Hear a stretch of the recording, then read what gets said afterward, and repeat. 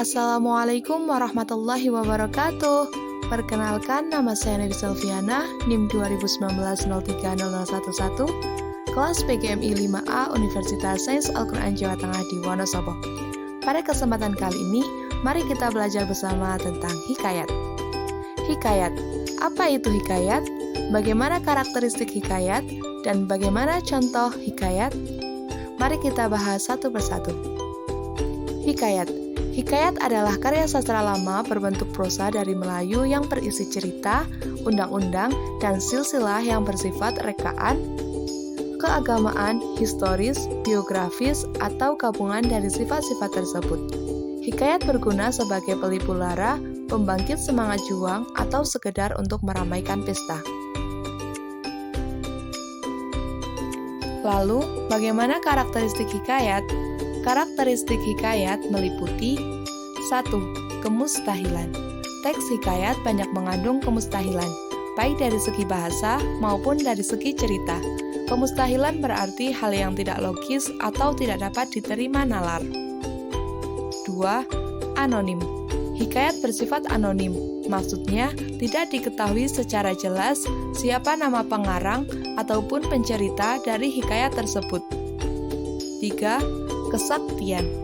Tokoh dalam hikayat seringkali diceritakan memiliki kesaktian tertentu. Kemudian, karakteristik yang keempat yaitu istana sentris.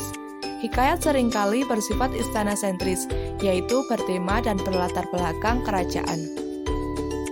Contoh dari hikayat yaitu Hikayat Abu Nawas, Hikayat Si Miskin, Hikayat Tanjung Lesung, Hikayat Indra Bangsa, dan Hikayat Bunga Kemuning.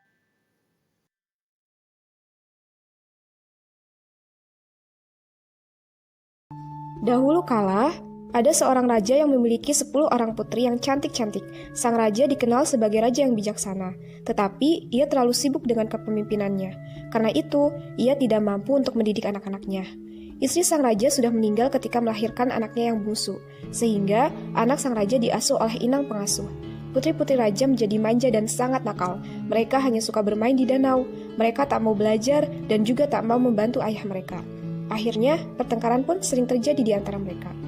Ke-10 putri itu dinamai dengan nama-nama warna. Putri Sulung bernama Putri Jambon, adik-adiknya dinamai Putri Jingga, Putri Nila, Putri Hijau, Putri Kelabu, Putri Oranye, Putri Merah Merona, dan Putri Kuning. Baju yang mereka pakai pun berwarna sama dengan nama mereka. Dengan begitu, sang raja yang sudah tua dapat mengenali mereka dari jauh. Meskipun kecantikan mereka hampir sama, si bungsu Putri Kuning sedikit berbeda. Ia tak terlihat manja dan nakal. Sebaliknya, ia selalu riang dan tersenyum ramah kepada siapapun. Ia lebih suka berpergian dengan inang pengasuh daripada dengan kakak-kakaknya. Pada suatu hari, raja hendak pergi jauh. Ia mengumpulkan semua putri-putrinya. "Anak-anakku, aku hendak pergi jauh dan lama. Oleh-oleh apakah yang kalian inginkan?" tanya raja. "Aku ingin perhiasan yang mahal," kata Putri Jambon. "Aku mau kain sutra yang berkilau-kilau," kata Putri Jingga. 9 anak raja meminta hadiah yang mahal-mahal pada ayahanda mereka. Lain halnya dengan Putri Kuning. Ia berpikir sejenak, lalu memegang lengan ayahnya. "Ayah, aku hanya ingin ayah kembali dengan selamat," katanya. Kakak-kakaknya pun tertawa dan mencemoohkannya. "Anakku, sungguh baik perkataanmu. Tentu saja aku akan kembali dengan selamat dan kubawakan hadiah indah untukmu," kata sang raja. Tak lama kemudian, raja pun pergi. Selama sang raja pergi, para putri semakin nakal dan malas. Mereka sering membentak inang pengasuh dan menyuruh pelayan agar menuruti mereka. Raja pun akhirnya tiba di istana. Ke-9 putrinya yang masih bermain di danau tidak mengetahui hal tersebut. Sementara Putri Kuning sedang merangkai bunga di teras istana. Mengetahui hal itu, raja menjadi sangat sedih. "Anakku yang rajin dan baik budi, ayahmu tak mampu memberi apa selain kalung batu hijau ini." "Bukannya warna kuning kesayanganmu," kata sang raja. Raja memang sudah mencari-cari kalung batu kuning di berbagai negeri, namun benda itu tak pernah ditemukannya. "Sudahlah ayah, tak mengapa. Batu hijau pun cantik. Lihat, serasi benar dengan bajuku yang berwarna kuning," kata Putri Kuning dengan lemah lembut. "Yang penting ayah sudah kembali. Akan kubuatkan teh hangat untuk ayah ya," ucapnya lagi. Ketika Putri Kuning sedang membuatkan teh, kakak-kakaknya berdatangan. Mereka ribut mencari hadiah dan saling memamerkannya.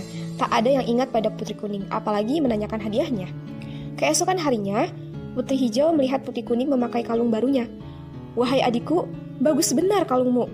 Seharusnya kalung itu menjadi milikku, karena aku adalah putri hijau, katanya dengan perasaan iri.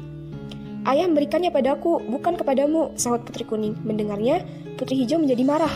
Ia segera mencari saudara-saudaranya dan menghasut mereka. Kalung itu milikku, namun ia mengambilnya dari saku ayah. Kita harus mengajarinya berbuat baik, kata putri hijau kepada para kakaknya. Mereka lalu sepakat untuk merampas kalung itu. Tak lama kemudian, putri kuning muncul. Kakak-kakaknya menangkapnya dengan memukul kepalanya. Tak disangka, pukulan tersebut menyebabkan putri kuning akhirnya meninggal dunia. Mereka lalu menguburkan putri kuning di belakang istana. Berbulan-bulan, raja mencari keberadaan putri kuning, tetapi tidak ada. Di suatu waktu, raja kemudian menuju taman belakang istana dan melihat bunga berwarna kuning yang tumbuh di atas gundukan tanah yang merupakan kuburan dari putri kuning. Raja pun teringat dengan putri kuning dan akhirnya menamai bunga tersebut sebagai bunga kemuning. Terima kasih, semoga bermanfaat. Wassalamualaikum warahmatullahi wabarakatuh.